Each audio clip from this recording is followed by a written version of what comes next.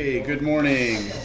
It is 8 o'clock on Tuesday, November 9th. Call This the meeting is being recorded. Thank you, Terry. We'll call the meeting to order. Terry Stroh, can you hear me on the VTC?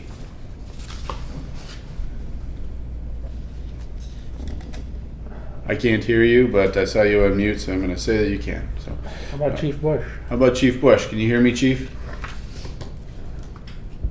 Yeah, I can hear you. Okay, thank you very much. First item of the meeting today, we're going to approve the airport vouchers totaling $61,225.32. So moved. Second. Very good. Roll call vote. Engen. Aye. Cosgrove. Aye. Capitan. Aye. Lind. Aye. Lind. Aye. Happy to have everybody here today. Second item, approve the individual vouchers, Alpha through Echo, Valair Aviation, Flint Communications, Sixtel, TL Stroh Architects, twice. Any discussion on these? Motion to approve A through E. Second. Okay, roll call vote. Engen. Aye. Cosgrove. Aye. Capitan. Aye. Lind. Aye. Lind. Did you Aye. see John was trying to hear us for sure? Okay. All right, we'll pause there. John Strand, can you hear us on VTC? I can. Can you hear me okay? Yes, I can. Thank you. Just want to verify that Great. you're hearing everything. As usual, I'm having technical problems, but thank you. Okay. That's why we're checking. All right, number 3, receive proposal from Mead and Hunt for the preliminary design of the cargo apron glycol sewage force main. Okay, Mr. Klein is here with an update on this. All right, I believe, Sean, you sent this out in our Yes. packets. Okay, so, kind of give a history of how we got to this here. So, the Airport Authority recently completed the cargo apron expansion for UPS. And as part of that project, we installed glycol sewer, underground tank, and a lift station to capture all the de-icing fluid runoff that's sprayed onto the aircraft,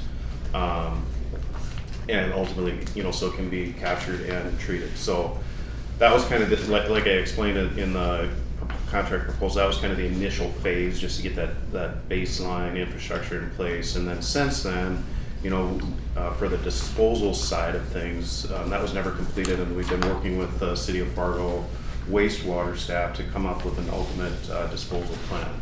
So that's what we're kicking off now for anticipated like 2022 construction. So this contract proposal is just to come up with conceptual designs of possible alternatives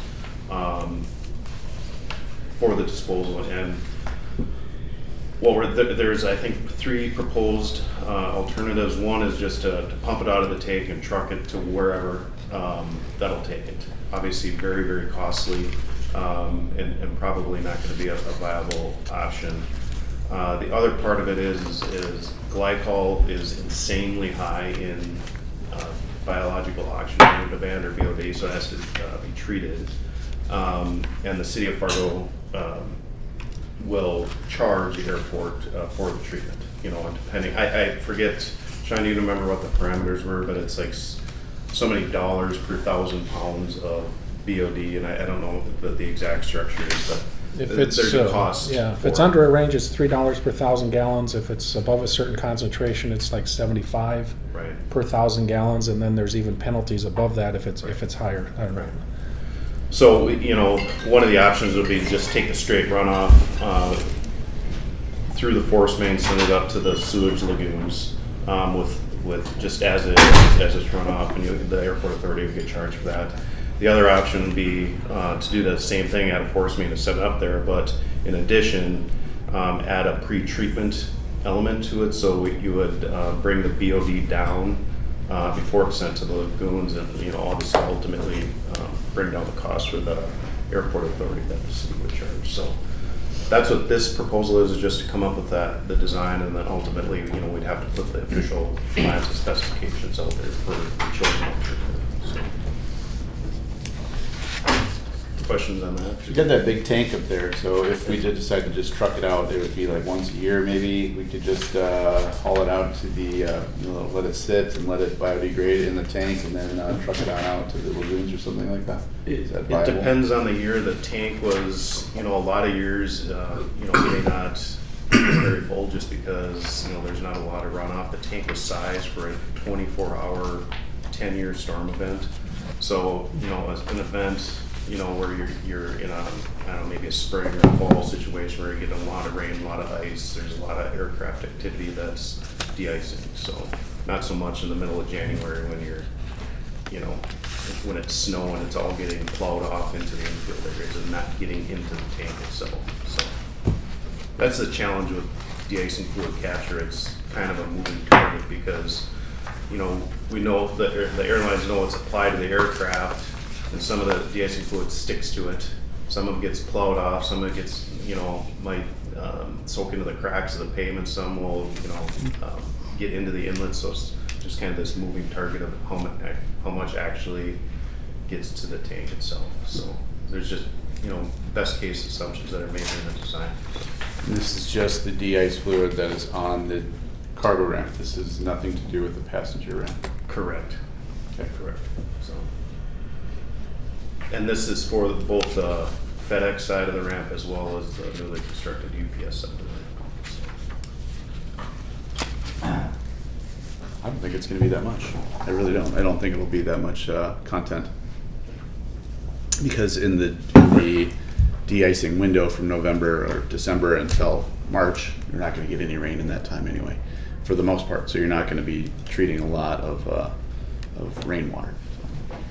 Yep. So it's just all, assumptions that are made. Like I said, it's just based on, we had gone through historical weather records and compared that to de-icing fluid usage and settled on the 24-hour 10-year event. So, yeah, and you're right. I mean, a lot of years it just won't get a lot of runoff to the tank. So. Mr. Chair? Yes. Jeff, are there any other uses of that byproduct that comes off and is stored that could be put to a use? Or is it all, I believe it can be recycled, but I don't know. I mean, there's no facility around here. It would have to be trucked down to the cities, and of course that would be, really, really expensive. So. I know the Missoula Airport had a contract with a company in Wyoming that would get it, but in a lot of years they don't have enough. The concentration isn't such that the company will take it and use it because they use so little. Whereas in Minneapolis, there's thousands and thousands of gallons. They have a whole big de-icing field, and it's a little bit more economical for them to do it. But Yep. Maybe we should keep track of that. Start to keep track of that with the thoughts of possibly doing something, see if it's worth doing something, because we don't know what to expect right now. So are you going to get bids on developing a pipeline, or what are? What this contract will do will be to determine what the best alternative is for the airport authority to dispose of the runoff. Then we come back with a separate proposal to actually design that proposal alternative. All right. So I Okay. guess no, this wouldn't take us to data bid. Okay. Are we voting on this? yes, All right, we'll call vote. Any discussion? Sorry. we need a motion. Need a motion. Move to receive the proposal from Mead and Hunt for preliminary design of cargo apron glycol sewer force main. Okay. And approve it. Approve it. Okay. Any seconds? I'll second it with a question. The 46,000 is to give us choices? Correct, Were yep. there any original choices brought up when the original storage facility was put in place? Yes, we had, ultimately we wanted to just pump it into the sanitary sewer and then bring it to the headwaters of the wastewater plant, and the wastewater plant didn't approve that option. So they were steering us more towards the lagoon, disposing of that road. So, And those lagoons are adjacent to our property? Yes. yeah. In all of this, is there gonna be a proposal that we have our own standing lagoon station, our own reservoir? I don't anticipate that at this time. I don't so. think the FAA would allow that because of the standing water. So Okay. we can have a detention pond, not a retention. Is that which way it is? Whichever holds water less For time. 48 hours. Yeah. Oh, okay, Retention. Yeah, and the lagoons north of here are always a concern from the FAA because of birds. They're actually too close to the airport. So, It would have to be a contained tank type of thing if we were to retain it, I think, wouldn't it? yeah, the only thing is it needs sunlight. That's how it breaks down.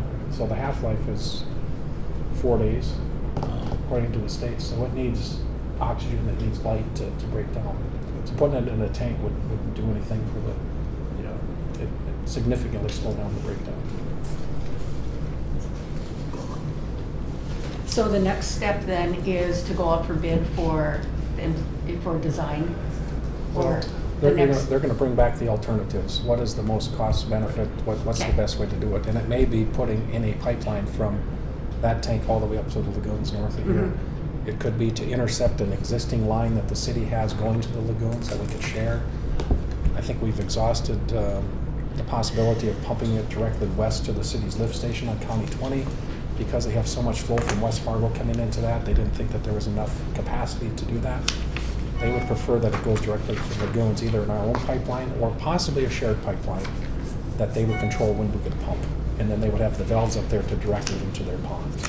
So once you come with the recommendation, then we go out for bid to No, then they would go into the design. The To go design. out to bid, that's correct. go out to bid. That's Good. correct. Okay. Because right now, we don't know what we're designing. I know. So Sounds it's good. just, we gotta come up with. I just want to make sure we're following Yep. procurement. You bet. Okay. Mr. Chair, Sean brought something up that the city of Fargo, who is our services and utility provider, cannot take it at its closest point because West Fargo is feeding it and it's too much capacity.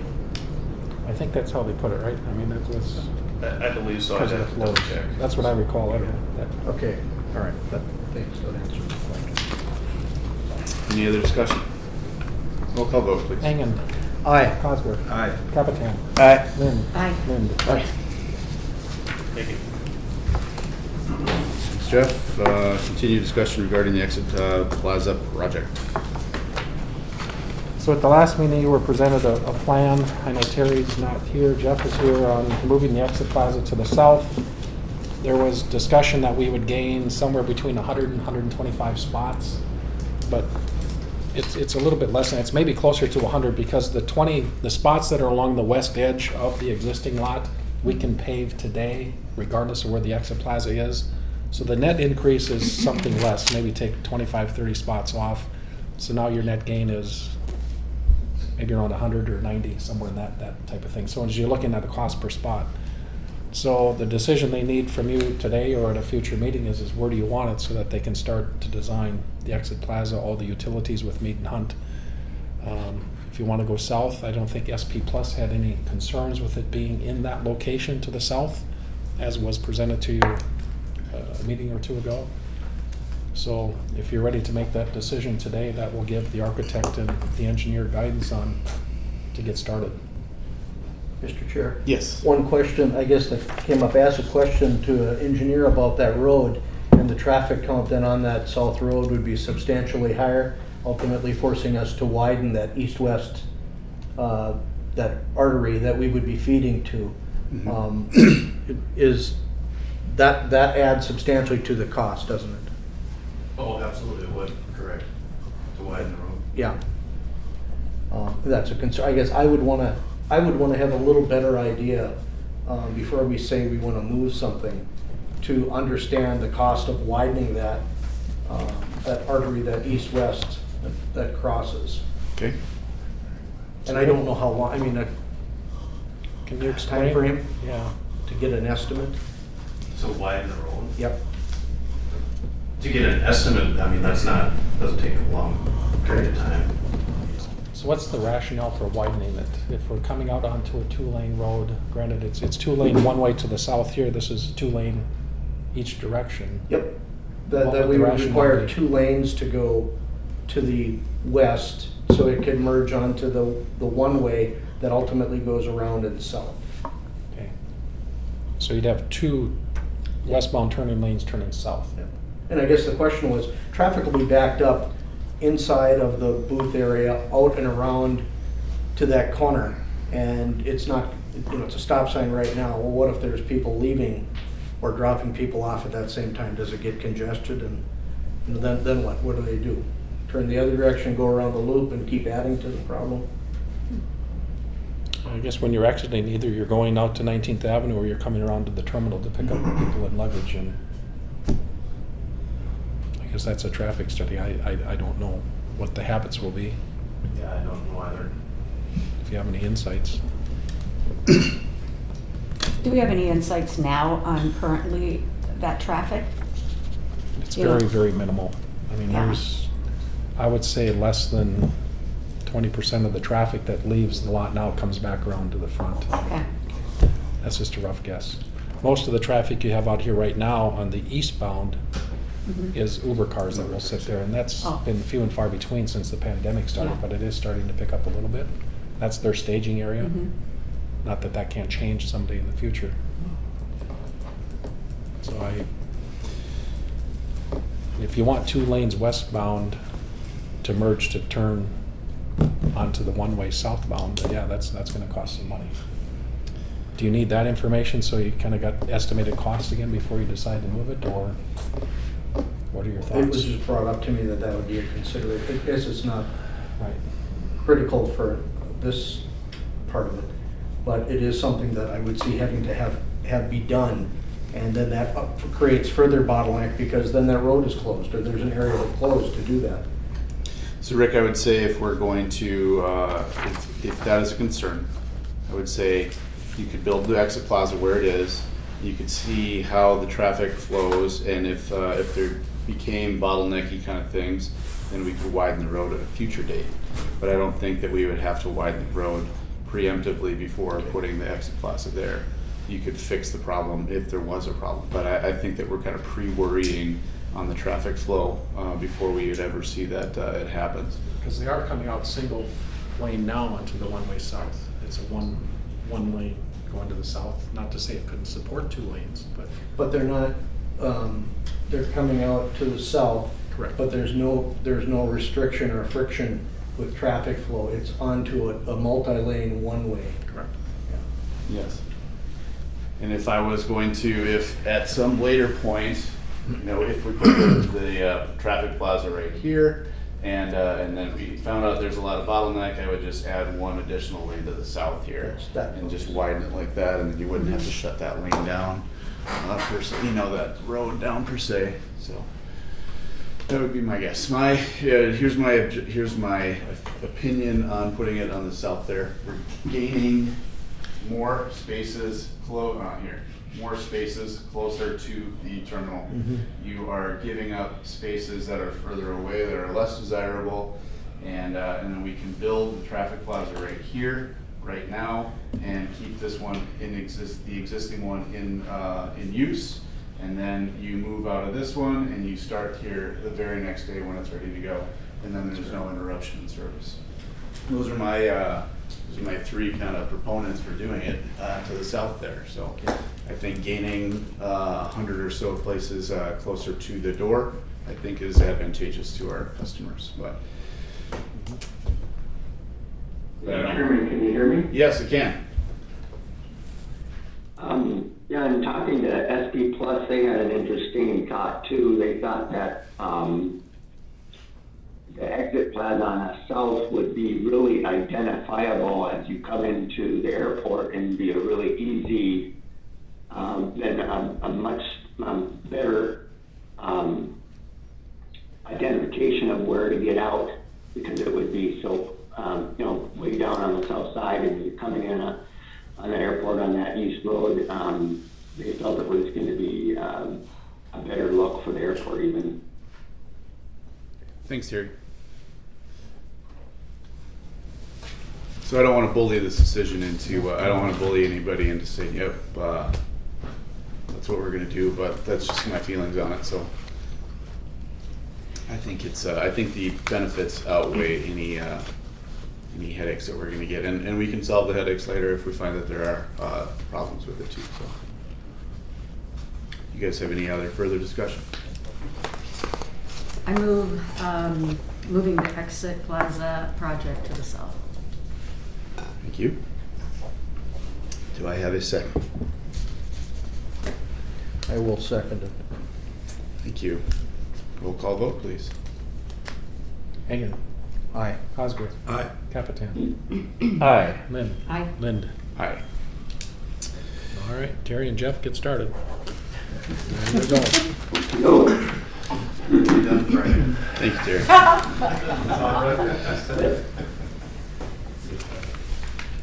All these problems should be easy, considering the ones that we've thrown at you recently, so.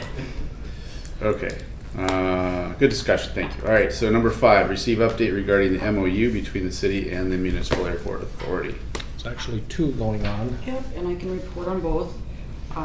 Not much to report. I did reach out to Eric Johnson, say last Wednesday or Thursday, and I did get an email from him saying he's in the process of reviewing what we've done and will have some proposed changes this week. And which I indicated, we welcome those and we'll consider them. The update for the amended MOU for the officers here, you had raised the issue of making sure that that agreement excludes any law enforcement presence at the airport not TSA related. So I sent Nancy Morris a note in that regard with some proposed language, and she got back to me yesterday and said she'd be meeting with the chief, but she thought it would be acceptable. Okay. So that's all we have. Any questions or guidance or anything from Commissioner Strand, or are we good? Yeah, just in reviewing The only thing thank you. The only thing I'll add is we had an internal discussion about a week ago and went through page by page the MOU that Stacy had shared with us. I know Eric is looking at a couple areas.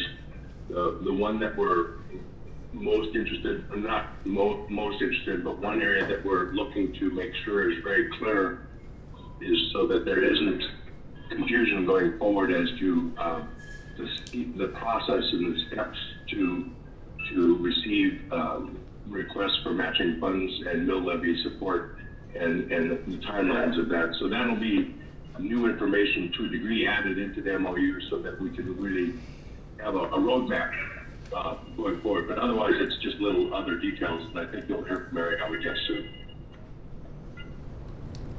Thank you. Okay. Any other discussion on the MOU and the transitions? I was surprised to see how much is already completed, so. Okay, on the MOU, yeah, that's a little different one. Yeah. It's a transition, but it's related.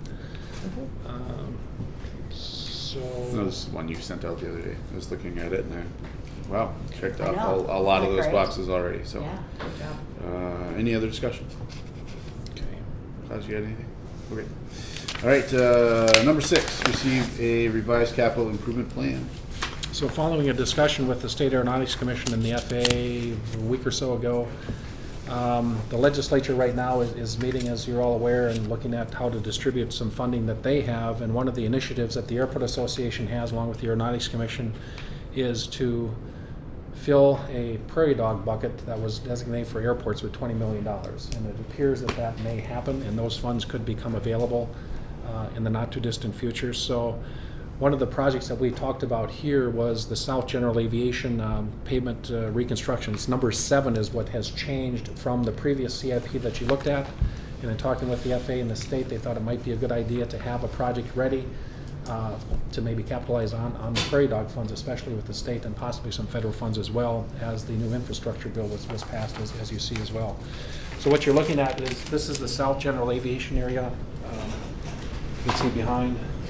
And Mead and Hunt, through a state contract, just recently updated the pavement condition indexes for airports around the area. This obviously is our worst concrete on the airport, along with the west terminal ramp that's up here.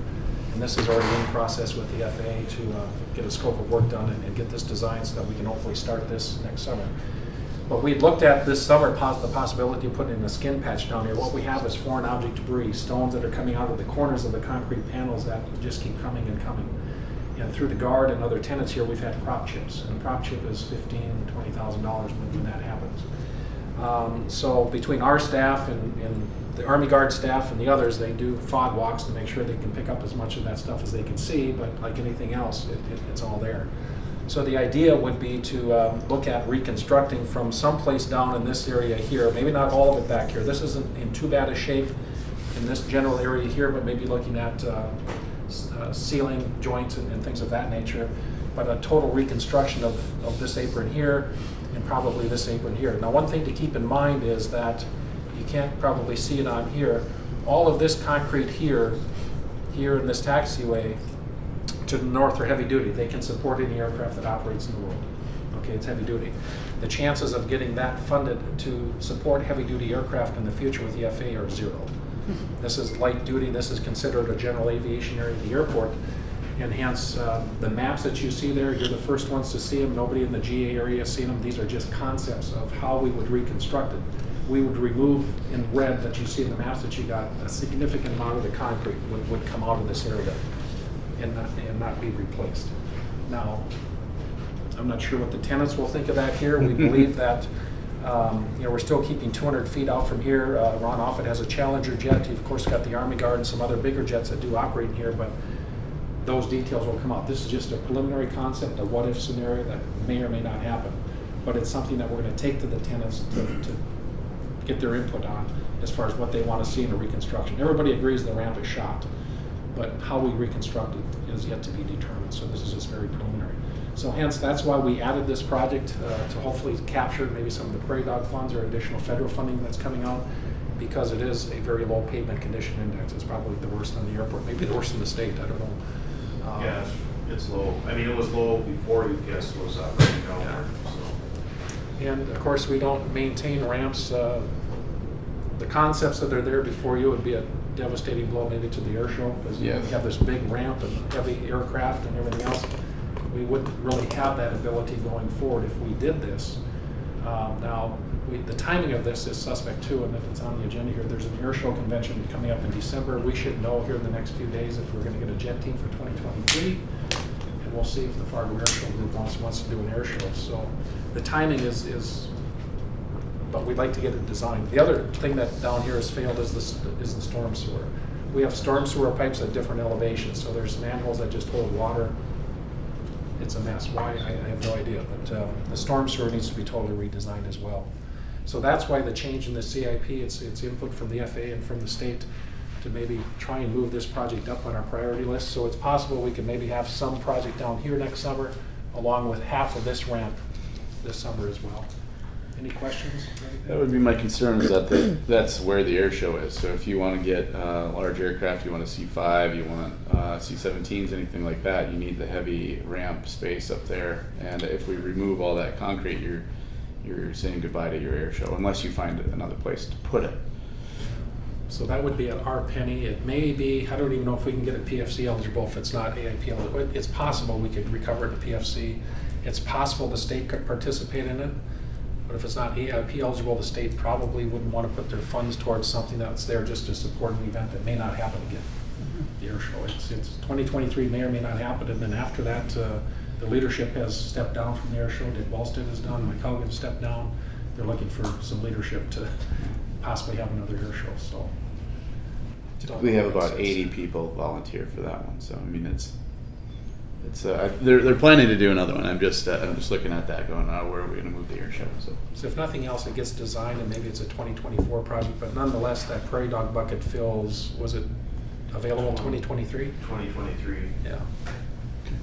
So if nothing else, we'll do a design. We'll get input from all the tenants. It obviously all comes back here to you for your input and review and approval once we decide to design and go out for bids. So that's what the update is. And the FAA's got a copy of this now along with the state, and it's we're up to 31.5 million in projects potentially for 2022.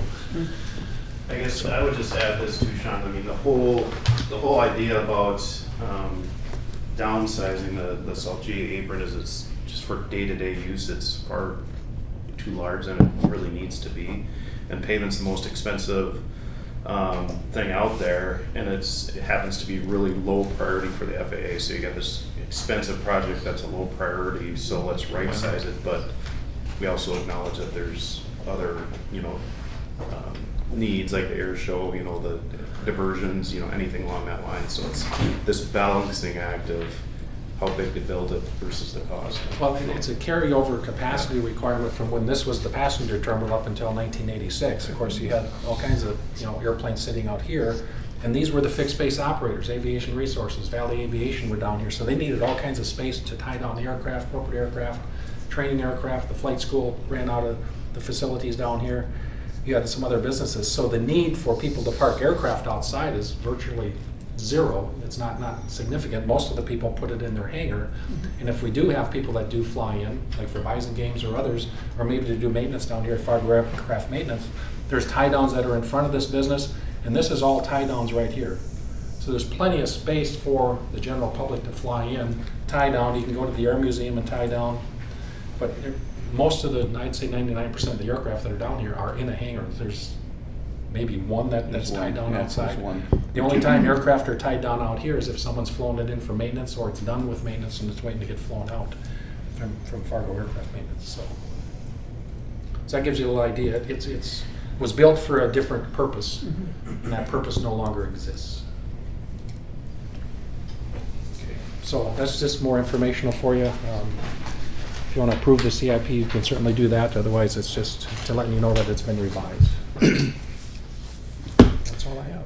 Okay, so are we voting on that? I need to approve a revised CIP. We approved the. Do you have any discussion on the revised CIP? Motion to approve the revised. Thank you. Motion. Second. And roll call vote, please. Hagan. Aye. Cosgrove. Aye. Capitan. Aye. Lynn. Aye. Lind. Aye. Okay. Number 7. Mr. Chair? Yes. I guess one comment. I think it would be good for all the board members to tour the full facility of the airport to see what is degrading and what is good. That concrete, I had no clue until it's, I know. It's That was bad. very It's not good. helpful. I know. it is, when you see it and then you think about a projectile coming off a back of an aircraft at how many miles an hour, that could kill someone, and that's not safe, so. No. Mm-hmm. Is there any way that you can recondition that without removing and replacing the whole thing? Possibly. I mean, we can look into it. It's just, I think it's, if you look at, the PCI is like a rating from 0 to 100, and some of those pavements back in 2018 were like 30, and then UPS came in and. They hammered it hard, yeah. So possibly, we'd have to do an assessment, so. Can you put like asphalt over the top of it, kind of seal it up, or is that a potential? Well, that's exactly what we were talking about doing initially, just as a thought, but then you run into the problems that you're screwing up. You have to mill it down so you don't screw up drainage, and then it doesn't address the collapsing storm sewer. That would have to be dug up. So. Okay. I just want to be very careful that we don't say, yeah, let's get rid of all that concrete, and then we have second order effects where we destroy our air show and we don't get any of that. So I just want to kind of plan down the road a little bit before we make drastic knee-jerk movements here. That's all. There is a huge consequence by taking all that away. So Big time. Okay. that's all. I just want everybody to realize that. Okay, so good discussion. Number 7, authorize attendance to the North Dakota Military and Congressional Reception on November 30th in Washington, D.C. And ICAS, December 6th through 9 in Las Vegas. So yeah, the Adjutant General, this event at the NAUGUS, it's the North Dakota Military and Congressional Reception that they normally handle in the spring. They didn't have one last year because of COVID. They moved it to this fall, and there's a group, the Fargo-Moorhead Air National Guard Support Group is bringing out hopefully about 12 people from Fargo to be in attendance. Minot generally brings 30 to 40 people. Grand Forks is probably 20 to 30 people as well that come out to attend. So I'll be attending. I'm co-chair of the Air Guard Support Group, and I guess if anyone else wants to go, you're certainly welcome to go. The Airport Authority would pay for that. I would recommend it. I've been one time, and it was a lot of. It was very interesting to see how all the people kind of come together. So, Motion. Thank you. Second. Any discussion? Roll call vote. Hagan. Aye. Cosgrove. Aye. Capitan. Aye. Lynn. Aye. Lynn. Aye. And then the air show convention is in Vegas. That's the annual. Normally we'll know sometime here soon if they haven't already gotten the call that, about 2023 we put in for a full team, and if they do, then it's a matter of going out and they engage with all of the different acts that can come to air shows. And then the training sessions, the security sessions, seeing out parking. So pretty is, full agenda. is it fairly, I've talked to Mike a lot about this. If we couldn't have it in 2023, is that the time to let them know we'd like to be on the list for 2024? Well, what they've done, normally Fargo is going odd years, except Mhm. for sequestration, that kind of Yep. messed up the schedule. So the agreement with Minot, Grand Forks, Duluth, Sioux Falls, Mankato, shows that are in this area is we kind of go odd years, some of them do even So, years. yep. Grand Forks is having a show next summer Okay. at the base, so it's kind of the gentleman's agreement that all these air show committees have had. So if they passed up in 2023, probably would be deferred to 2025. 2025, okay. They've always tried to get the Thunderbirds to come in and do a one-day show for school kids, which you're more Yep. than willing to do, but I think West Fargo would do it today if the Snowbirds send up. Fargo Public Schools don't send out kids. It's busing, it's meals, there's a whole It's all bunch of. that, yep. They did it at Minot and it worked out really well. They came in, did a show for a day for all the elementary school and high school kids, and You know, that's, just hearing that, I've had experience bringing in thousands of kids. And what I did was, I set up a nonprofit, and that was one of the things we funded was the bus expenses. Because a lot of people who are not in education don't realize that's not free. You have to pay for that. And so that might be a situation, if it continues, that maybe the air show, I know that they send out a limited amount of funds at the end, but that might be something that a grant or a nonprofit might want to bring kids out, because I think that's the way you're going to get that interest. And I know that, but like I said, a lot of people who are not in education just think, oh, just get a bus. No, it costs money, and it has to go around schedules of when schools are in, when schools are let out, about all the schools. So anyway, that was just a thought. Okay. Thank you. Mhm. All right, transition update, number 8. okay. So this is my working spreadsheet. Joan and I had a meeting with Mike Redlinger, Joe Manette, Jen Crater, who else was on there? Joan? Ron Gronenberg, to kind of go over Kent Costin wasn't able to make it, so we've set that up for tomorrow to go through some of the finance things that are on here in terms of the transition 2021 books into 2022, and this is just kind of a running thing on where things are at. So I guess if you have any questions, let me know. We seem to be tracking fairly well. A lot of things are done. ND PERS continues to work with us in the transition of employees that are currently in PERS to our own plan, firefighters to the public safety plan, new entrants onto the plan. Joe and myself, there's a few of us that are coming into PERS new. Lots and lots of emails and documentation have been run around for that. Eric has signed some of the stuff that's been done. So Lots of signing.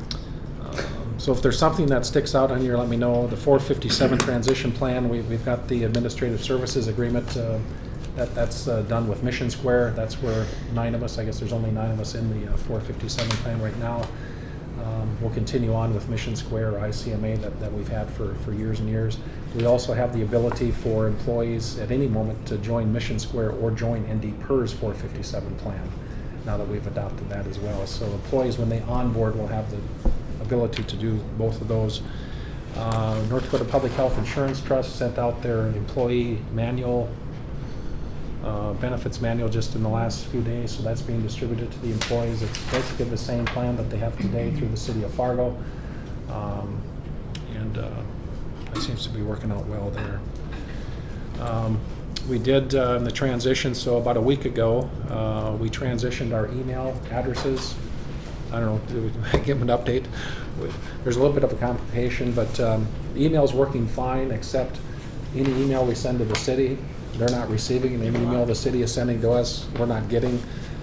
There was an email that went out this morning, and SNL and the city are working on it with the state to try and figure out where those emails are at. They can see all of the messages or the codings that they're hitting the server, but they're not getting through, so someone's working on that. So there's been some stuff back and forth between the city and the airport that aren't getting through yet, but hopefully today that'll be resolved. We hope. Sounds like a saboteur. Yeah, it's different. So we're on email 365. What is it? Yeah. Well, see, we actually have, I think there's 3 different email addresses. We always use the Fargo Airport, but there's also one that's like SDOverstein@fargond.gov that we don't use, but it's masted with. And that's what's happening, is it's going to that one. Yeah. Then also, I think our file server is coming on either this week or next week. They're going to install and start moving our files. I think the phone system, what was in the proposal from SNL, it's about $10,447 one-time cost for the phone system. They confirmed that with Darren. The monthly cost has gone down to $225 a month for the new phone server. And I don't know when they're going to do that, in December?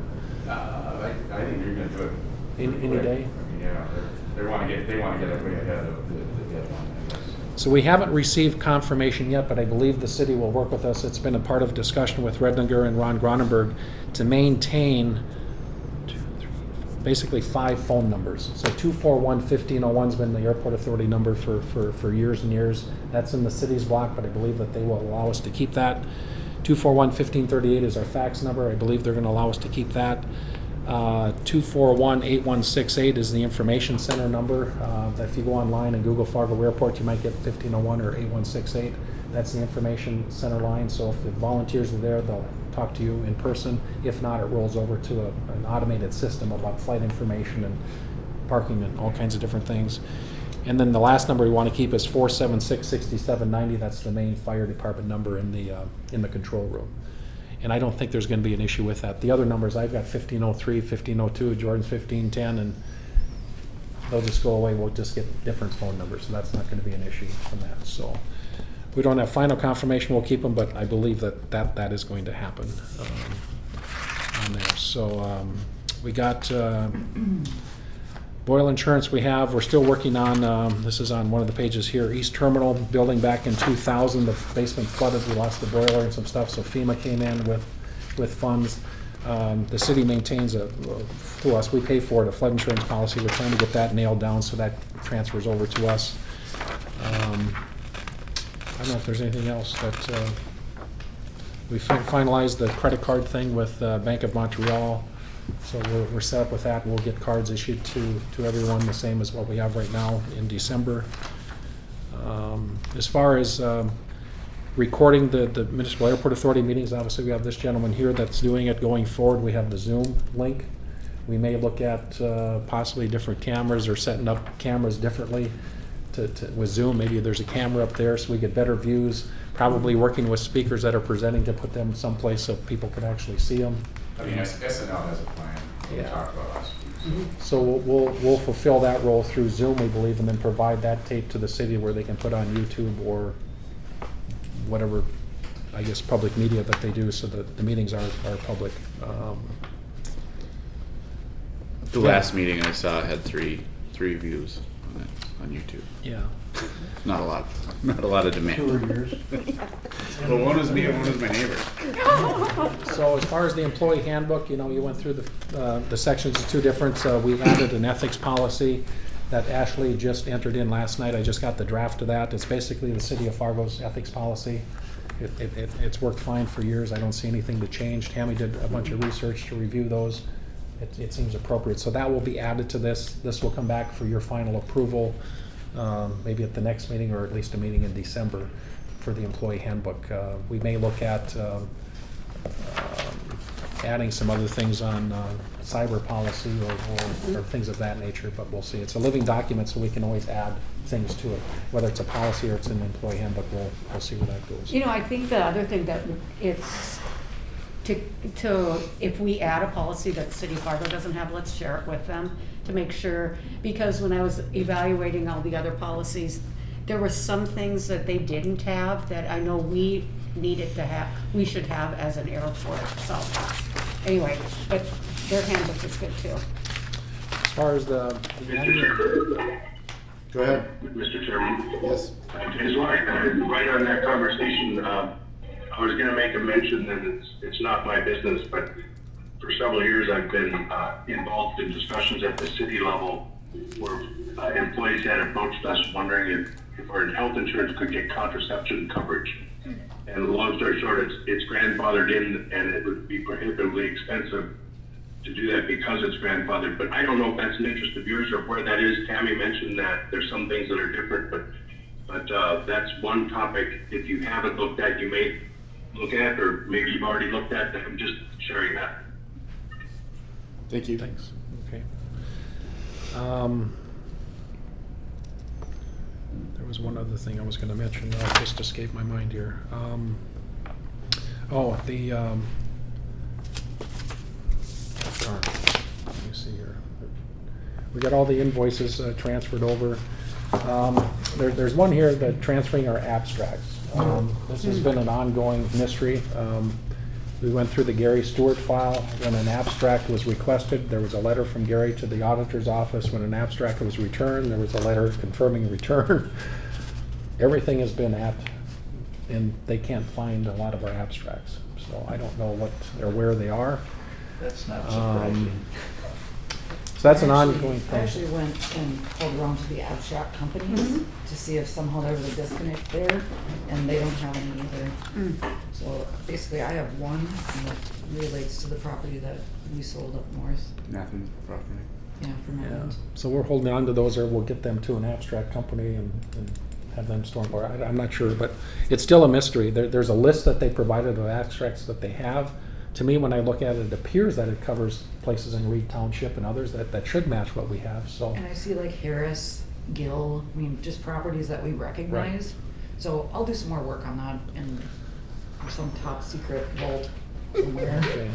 So just an update on the annual leave payout that you approved. Granted, as you recall, the city of Fargo considers it a termination, so they're gonna pay out all annual leave to the employees, 100%, and they'd start with 0. You had approved that the employees could carry over that balance and get paid out for whatever sum that they want, if they wanted to get paid out 100% or any portion of. And Joan's been engaged with the employees on what they think they want for a balance moving forward into 2022.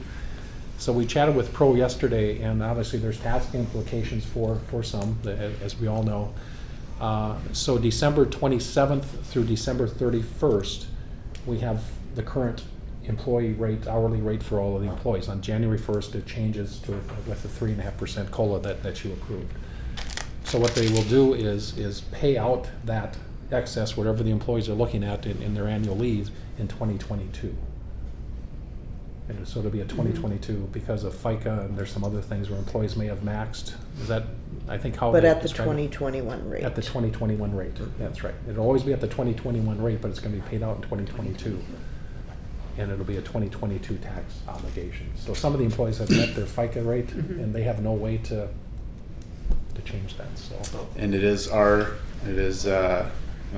money paying either side of it. If they wanted to pay it out from the city, it still is airport authority money. It is not city money that it would be paid. They changed that on us, and they said since we signed that document authorizing transferring the information, they said we gave up our right to have a full payout on our last paycheck from the city. Okay.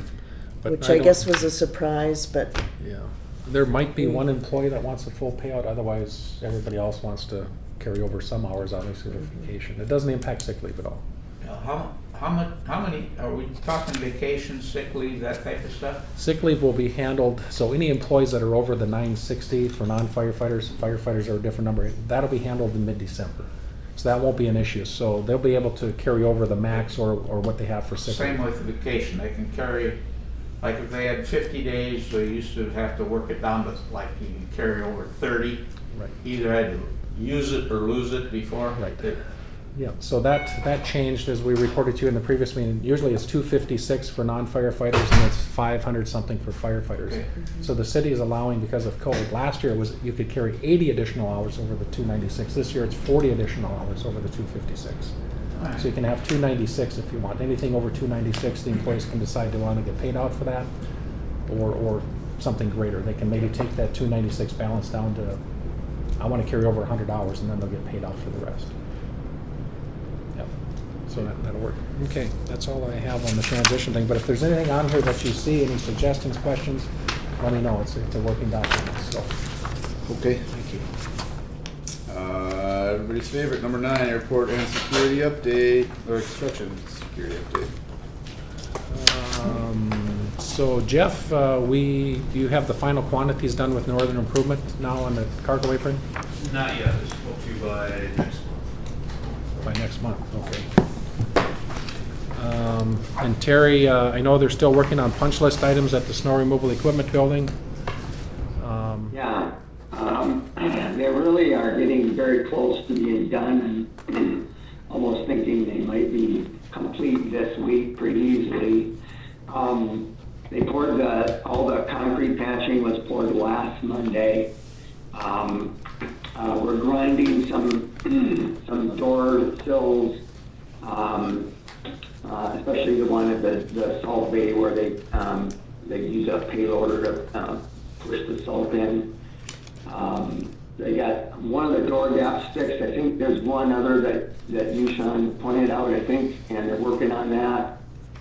And they were up there yesterday doing most of this, so I'm hoping by the end of the week they'll be done.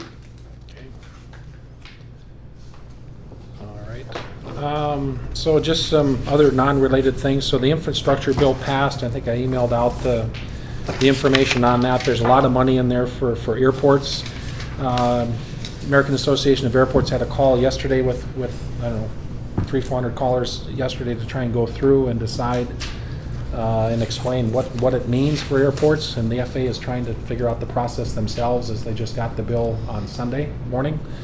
So how to distribute this over the 5 years is still being debated, but there is additional money in there for airport terminal programs. That'll be distributed by the DOT versus the FAA, so that's a little bit different. The FAA is part of the DOT, but it's a different distribution entity. So I guess we'll wait and see. It'll be distributed based on 2019 employments, which was our record year, so that's advantageous to us. So between the non-primary commercial service and general aviation airports, contract towers, we're working on how that will be distributed and when it will be distributed. So we want to position ourselves as Mead and Hunt moves forward with the terminal area study to try and capture some of the funds that they have in here for terminal expansion, if we're fortunate enough to start that in 2023 or 2024. We got notice from the Department of Transportation that our Small Community Air Service Development Grant that was awarded back in 2015, we're eligible to have that extended again, and we've had a partner with Alaska Airlines to extend that. It's primarily for Seattle service. We got that notice yesterday. I engaged Alaska. They won't provide a support letter this year because they just don't have the aircraft and crews to do any expansion, but they will continue to monitor. American looked at the opportunity about 1.5 years ago and decided to forego that and instead look at the hopeful Charlotte service at some point in the future for us. That'd be nice. So we'll put in a letter asking for an extension. Our partners are the Convention Bureau and the Economic Development Corporation. Both Charlie and Joe are well in favor of continuing to do that. I'm in constant contact with Sandy at Microsoft to see when Microsoft employees are going to be allowed to travel again. That's been substantially cut back, as I mentioned before. It's not looking very favorable for 2022 yet in their travel thing. Cyber insurance, we are getting quotes on cyber insurance. I spoke with Mark LePage from North Stars, our broker. So we filled out a questionnaire yesterday. Basically, Leo from SNL was on the phone going through these questions and helping us. So with the application is in, Mark has forwarded that to AIG for a quote. In my conversation with Ron Gronenberg yesterday, we are covered under the city's cyber policy and have been for years. That expires on December 5th. And the city right now, Kent Costin, I believe, is the one that is getting the quotes again for cyber insurance. All indications are is that probably the premium will be triple what it had been in the past. So there's been some substantial increases on that. We don't accept credit cards, the city does. There's a lot of differences, so we're kind of a small entity. I don't know what our premium, I have no idea. If it's gonna be $3,000, $50,000, I don't know, maybe you guys have some insight on that. I certainly don't. But we thought it would be prudent to get our own cyber insurance policy, or at least look at it. So we'll have more information on that coming up here, hopefully by the next meeting or sometime in mid-December. It was mentioned at our last meeting about mining of cryptocurrency, and I engaged our contacts down at Excel Energy. They hadn't really thought about mining of cryptocurrency where you have a landlord that is paying the electricity for a tenant. So I think what we need to do in our East Terminal leases and all others where we're paying the electricity for the tenants, or maybe all of them, is to put some provision there where we prohibit the mining of cryptocurrency. There were some examples online where it takes 53 days to make a coin, and it costs as much as $20,000 to $22,000 in electricity to make that coin. And tenants have no idea. This is going on around the country. Apartment buildings and other locations, they have no idea that it's going on. So that's a new thing that's out there. I don't know, John, have you heard any about cryptocurrency mining? So we'll try and get something in our tenant leases. It might be just an amendment to all of our East Terminal leases or others that we'll put forth once we get some wording. It's a new phenomenon that's out there, but Excel thought it was a pretty good idea. The Saturday incident, I think I notified you, so the airport gift shop a little bit before 9 a.m. received a bomb threat, which was not credible. The caller, the same number, had shown up at a residence in Fargo the day before, so the police department and FBI were familiar with the phone number. The person did call back. And I guess between the FBI and the police department, they're following it. So the checkpoint closed approximately 9 a.m. We reopened by approximately 10:30, maybe. I'm trying to think because I made it to the granddaughter's basketball. Maybe between 10:30, 10:45. Number of Fargo officers, the explosive detection dog from the police department was out, and they worked that dog. It was incredible. Darren, they were going around all areas of the airport with the dogs. So. It happened. We've reviewed with the tenants, and Jordan's going to be helping to review with the tenants. We have a cheat sheet you put by the phone. If you get those calls, it's usually like the gift shop. They finally found theirs, but I gave them copies. Car rental agencies, we have a lot of new employees that rotate through the building. So if you get a call like that, which they think the person could call again to who knows where, you have this sheet where you go through and try and ask questions like, okay, where's that? I mean, you try and trip them up, and it's a guide sheet. I don't know if you have them at your places of work, but it's pretty convenient to have. So. I don't think I have anything else. That's it. I have something. The advertising RFP, we had Clear Communications respond, and then another company had responded again. And iDigital was a local company, and they had expressed interest to me that he wanted to put in an RFP. And then I found out that he didn't put one in, and I called him up and I said, hey, why didn't you put in an RFP? He said, I didn't see it in the paper. He travels a lot, so he doesn't read the paper. So he had asked if he could still participate. He did miss the mandatory meeting and the early meeting, but the RFP is not due until December. So I was going to ask the board if it would be all right if we had a local company come in and still submit an RFP, even though they missed the original deadline for it. So They missed the mandatory meeting. missed the mandatory It meeting. was two firms showed up. One, we did allow virtual with COVID, so Departure Media did engage virtually, and then Thaddeus Glenn from Clear Channel was here. Departure Media did come last week for their tour of the terminal building, so Leslie did that. The mandatory meeting was the 20th. We've done that a number of times before in projects where there's a mandatory pre-construction, mandatory pre-proposal meeting. And if you're not there, anybody can still send in an RFP on December 1st, but just because you do doesn't mean that you're eligible per what we put out. So, I mean, it's up to you. They can certainly send one, but you might be opening up a slippery slope where the other two would protest possibly if things went awry. But I looked at iDigital's website. I think they do a lot of billboards. I didn't see anything in a building, which is, if you read the RFP, it's very heavily about your building experience in internal digital displays and advertising, but it's your call, I guess. Mr. Chairman, and I think our purchasing policy would cover that, but typically you can't make an exception for one without reopening the process to everyone. And so it would have to go back and restart the whole process. So I think it's, you hate to see a local firm miss out, but So I certainly thought Off the Wall would, and they're typically, well, at least in the men's rooms, they're above the urinals. That's the only place I see them. But I thought that they may. I don't know if they're in the women's restrooms, I'm not in there, so, but, it is what it is, but, so yeah, I, you know, the locals, we met our obligation in the forum. It was nationally, like I say, we had an engagement from a company from New Zealand that found it, but it's your call. You create your own problems if you do, but it's just unfortunate that they didn't see it, I guess, but. Okay. Any discussion on this? I think the process is neat and clean. If we start opening it up, we open ourselves up. It's too bad they didn't submit and make the effort, and it becomes an issue of effort, so. Okay. Everybody agree? Okay. That is all I have. The only other update is the mask thing. There's a lot of things that are going. The new update, employees are supposed to be vaccinated by January 4th. There's so many different lawsuits and things with the states, and I see the legislature is looking at stuff about vaccine mandates. Triple E didn't have any answers yesterday during their call as far as what is happening, other than there has been a stay by a federal judge someplace on businesses of over 100, but I don't know how that impacts, like, we're considered a federal contractor by the General Services Administration, but yet I don't know that the DOT or other factions of the federal government agree with that.